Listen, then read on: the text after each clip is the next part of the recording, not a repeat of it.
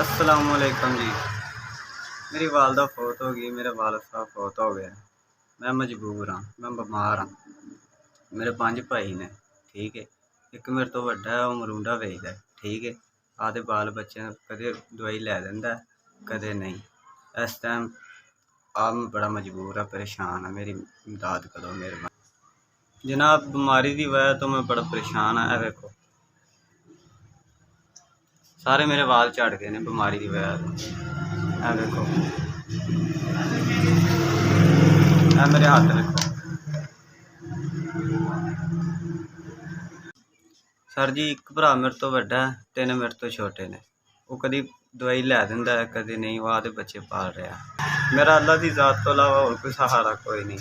माँ प्यो फौत हो गए। डॉक्टर ने मैंने दवाइयाँ लिख के दित्तियां ने, तो मैं नहीं लै सकदा। मेहरबानी मेरी इमदाद करो, बड़ा परेशान। कैसा देनू मैं